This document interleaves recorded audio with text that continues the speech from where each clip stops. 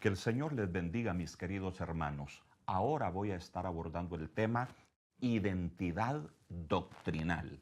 Este es un tema apasionante y les invito a que estemos atentos por estos breves minutos. La Iglesia de Dios es una iglesia cristiana, evangélica y pentecostal. Basamos nuestra identidad doctrinal en nuestra declaración de fe que se definió hace 70 años. Creemos en un solo Dios que existe eternamente en tres personas, el Padre, el Hijo y el Espíritu Santo.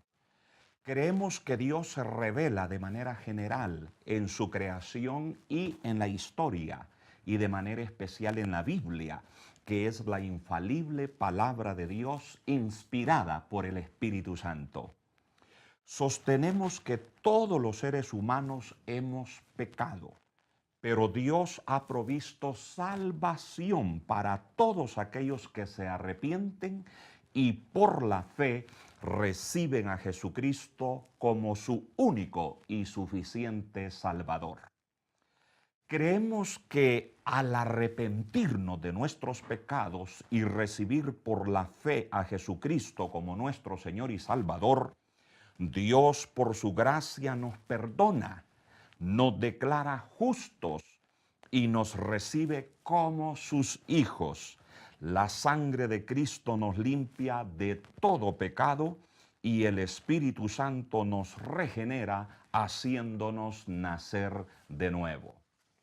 Creemos que la justificación, en esa obra de gracia, Dios nos libra de la culpa del pecado. Pero también creemos que la santificación es una obra de la gracia de Dios siguiente al nuevo nacimiento, mediante la cual Dios nos libra del poder del pecado. Y esta gracia santificadora se recibe por medio de la fe en la sangre de Cristo Jesús, por medio de la palabra y por el poder del Espíritu Santo. Confesamos nosotros además que la santidad es la norma de vida de Dios para su pueblo. Nosotros creemos en el bautismo con el Espíritu Santo como una experiencia distinta y posterior a la conversión, mediante la cual Dios empodera sobrenaturalmente a los cristianos nacidos de nuevo para ser testigos de Cristo en el mundo. Creemos que el hablar en otras lenguas es la evidencia inicial del bautismo con el Espíritu Santo. Creemos que las ordenanzas de nuestro Señor Jesucristo, el bautismo en agua, la Santa Cena y el lavatorio de los pies de los santos, son sacramentos sagrados, señales visibles de la gracia de Dios y que por lo tanto los creyentes deben participar en ellos. Creemos que Jesús vendrá por segunda vez antes del milenio. En primer lugar, a resucitar a los justos muertos y arrebatar a los santos vivos hacia Él. Y en segundo lugar, a reinar en la tierra por 1000 años. Creemos en la resurrección corporal, la resurrección del cuerpo, vida eterna para los justos, es decir, para los que han aceptado la gracia de Dios en Jesucristo, y castigo eterno para los impíos, los inicuos, aquellos que han rechazado la gracia de Dios, el regalo de la salvación. Somos además una iglesia fundamental. Y decimos que somos una iglesia fundamental porque sostenemos los 5 fundamentos doctrinales del protestantismo. Estos fundamentos son: 1. La infalibilidad de las Sagradas Escrituras. 2. El nacimiento virginal de Jesús. 3. Su muerte sustitutiva o vicaria por todos los pecadores. 4. Su resurrección corporal. Y 5. Su segunda venida. somos además doctrinalmente herederos de la Reforma Protestante. Sostenemos las 5 enseñanzas más universales de la Reforma Protestante del siglo XVI. Estas enseñanzas son, en primer lugar, la autoridad suprema de las Sagradas Escrituras. En segundo lugar, la centralidad de Jesucristo como único mediador entre Dios y los hombres. En tercer lugar, la justificación por la fe. En cuarto lugar, la salvación por gracia, no por obras. En cuarto lugar, la santidad de la vida común, es decir, la vida normal, no la santidad de la vida metida en un monasterio. Y por último, el sacerdocio universal de todos los creyentes. Pero también tenemos que aclarar que somos arminianos wesleyanos en nuestra soteriología, es decir, en nuestro concepto de la salvación. Es necesario dejar claro que en lo que respecta a la doctrina de la salvación, nosotros no somos calvinistas, sino arminianos wesleyanos. Por eso sostenemos lo siguiente. Número 1, que el ser humano es pecador, pero que jamás deja de ser imagen de Dios. De hecho, la imagen moral de Dios en el pecador está terriblemente afectada al extremo que a lo malo le llama bueno y a lo bueno le llama malo. Sin embargo, el ser humano todavía, aún en esa condición, es imagen de Dios, no deja de ser humano. Y la gracia preventiva de Dios, que es universal, habilita su libre albedrío para recibir o rechazar el don de la salvación. Jesucristo murió por todos los pecadores. Este es el segundo fundamento en que nosotros nos diferenciamos de la corriente calvinista. Los calvinistas extremos sostienen la teoría de la expiación limitada.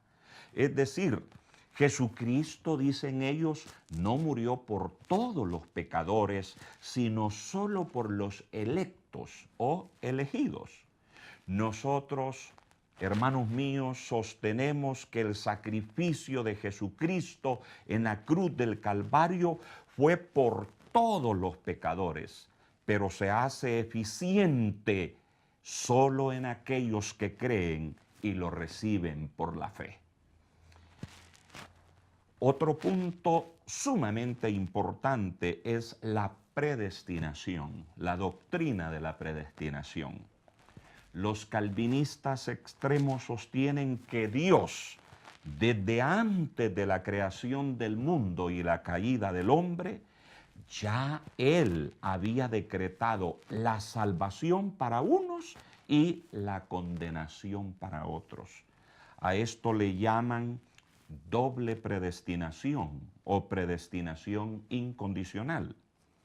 La Iglesia de Dios, nosotros, en consonancia con Jacobo Arminio y Juan Wesley, sostenemos que los que están en Cristo son predestinados a vida eterna y los que no están en Cristo son predestinados, lamentablemente, a condenación eterna.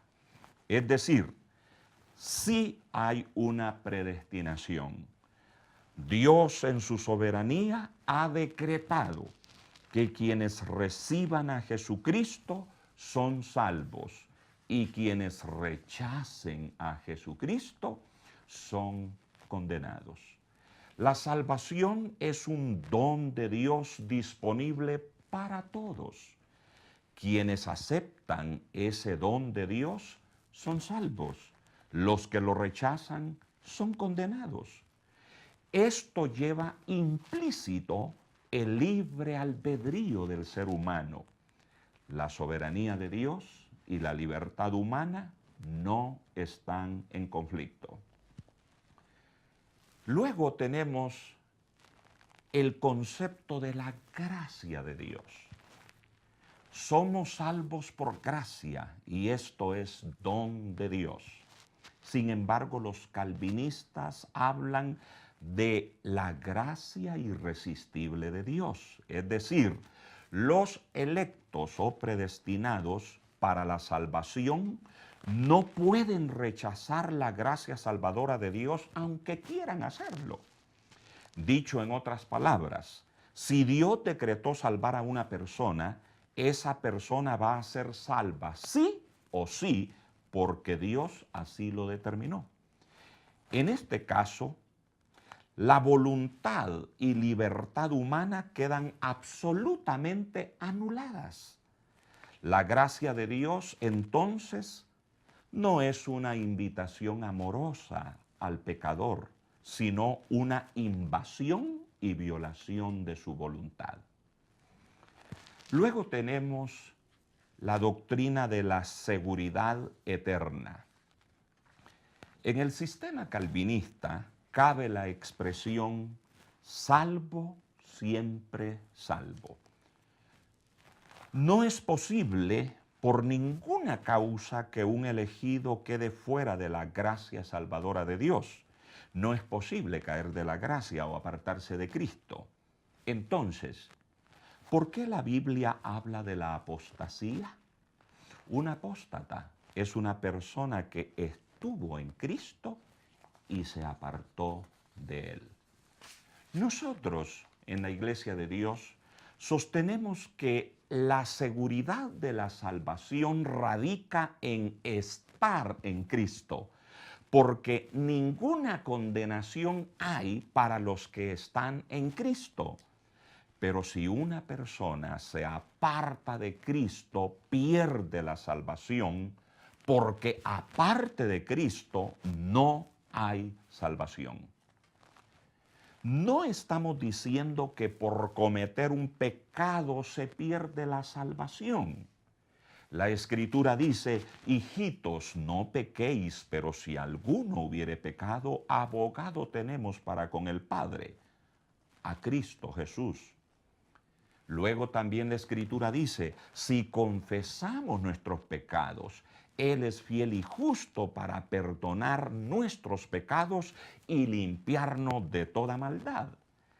Por supuesto que esta Escritura, esta gracia del Señor, tampoco es una licencia para pecar. Cabe la pregunta, ¿podemos estar seguros de la salvación? Sí, absolutamente. Vuelvo a preguntar, ¿podemos estar seguros de la salvación? Sí, absolutamente. Siempre y cuando no nos apartemos de Cristo. Como miembros y ministros de la Iglesia de Dios, debemos conocer la doctrina que sustentamos para afianzar nuestra identidad y evitar ser engañados por doctrinas erróneas. Invito a todos los pastores e iglesias a que se vuelva a establecer el culto de doctrina, pero no para darle sendas regañadas a los hermanos, a los feligreses, sino para sentarnos reverentemente y con la Biblia en mano, estudiar la doctrina bendita, la doctrina bíblica que nosotros sustentamos como Iglesia de Dios y fundamentar nuestra fe, no en emociones ni en enseñanzas humanas, ni en filosofías humanas, sino fundamentar nuestra fe en el único cimiento sólido y seguro, que es el fundamento de la palabra de Dios. Que el Señor le bendiga.